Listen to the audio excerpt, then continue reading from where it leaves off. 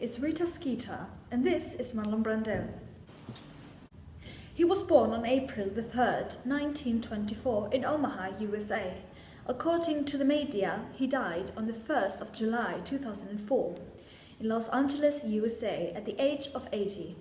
But like you can see, the media lied because he is very much alive standing here before me. He grew up with alcoholic parents and two other siblings. Excuse me. He has been married 3 times and divorced 3 times, and has no fewer than 17 children. He has had a hard life, to say the least. His oldest son, Christian, went to prison because he killed his half-sister's boyfriend, Doug Jolett, in 1990. He got sentenced to sit 10 years, but was released within 5 years for good behavior. A year before Christian was released from prison, Marlon Brando's daughter, Sienna, committed suicide. He got an Oscar for his performance in The Godfather for the Best Actor, but he declined it. 2 years before that happened, he had applied to replace the Oscar he had won for the movie On the Waterfront that was said had been stolen. Prior to its theft, Brando had been using the Oscar as a doorstop. Thank you for coming. Thank you for having me. So let's get right to it, shall we? After a few years of minor movie appearances, your career took off at a start in your role in A Streetcar Named Desire. How was it going from a rather sketchy background of growing up in the country to being America's #1 movie star? Well, it was a rather cultural shock. Both my parents were alcoholic, and my pa left me and my ma and siblings when I was 11, so my ma had to take care of us all by herself. The anguish that her drinking produced was that she would rather get drunk than take care of us. So going from that place in my life to the glamour of Hollywood was, well, quite shocking. Yes, I can imagine. So what made you want to become an actor, and did you always know you wanted to be one? Well, my mom was an actor. She worked in the local theatre, so I was always kind of acquainted to the industry. I learned how to imitate farm animals in order to be able to stir her out of subconsciousness, and that's kind of how I started getting into the acting. Later I went to military school, but soon got kicked out.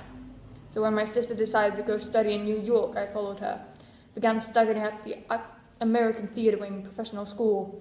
Soon after I began doing Broadway shows, and I decided to go to audition for The Men, and then later did the movie version of The Car Named Desire, and that's how my movie career kicked off.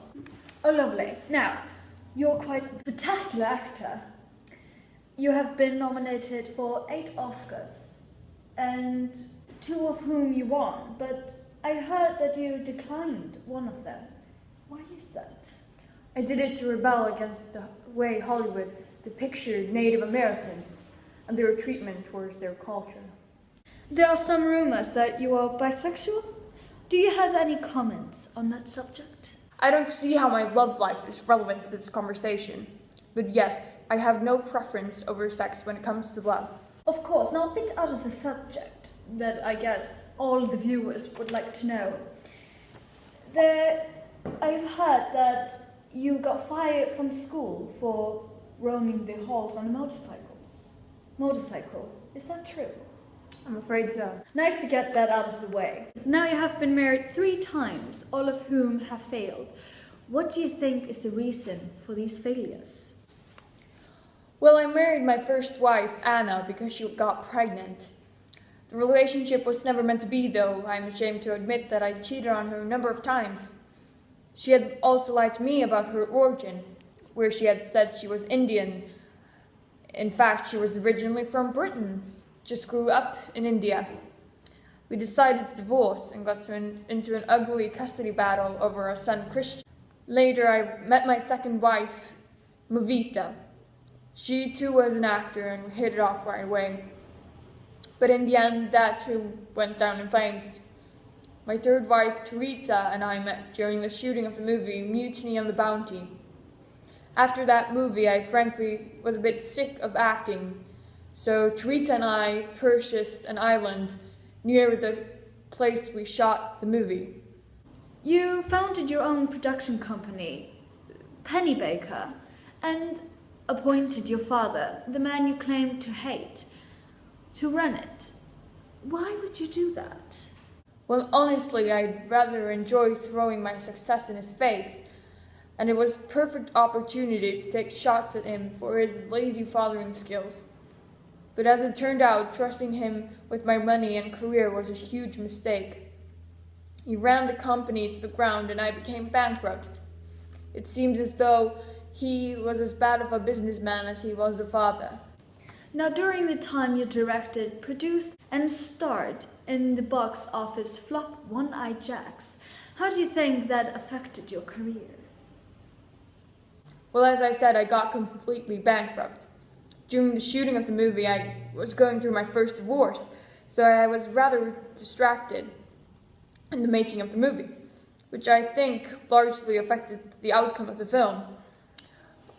When we went bankrupt, it kind of was a kick when I was down. I started eating compulsively and had to pretty much take every role I was offered. Now with that and my weight gain, the roles were limited and my career slowly started to sink. Now I have a very important question to ask you. Do you want to come with me to explore time and space? That would be lovely.